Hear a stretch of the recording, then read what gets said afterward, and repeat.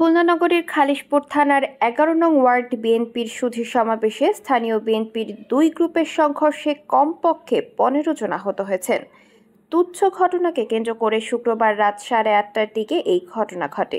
আহতদেরকে Khulna medical college হাসপাতালে ভর্তি করা হয়েছে। পুলিশ ও বিএনপি নেতাকর্মীরা জানান, খালিশপুর পিপলস গোল চত্বরে বিএনপি সুধী সমাবেশের আয়োজন করে। সমাবেশস্থলের সামনে চেয়ারে বসা ও মঞ্চে ওঠা নিয়ে স্থানীয় বিএনপির দুই গ্রুপ তর্কে জড়িয়ে পড়ে। এক পর্যায়ে তা উভয় গ্রুপের মধ্যে সংঘর্ষের রূপ নেয়। এতে উভয় গ্রুপের কমপক্ষে ৯ জন আহত হয়েছেন।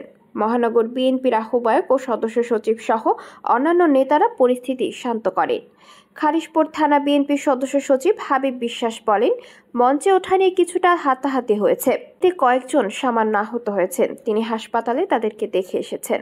খালিশপুর থানার ওসি রফিকুল ইসলাম জানান, হাতাহাতি হয়েছে বলে শুনেছি, এখনো কেউ থানায় কোনো অভিযোগ করেনি।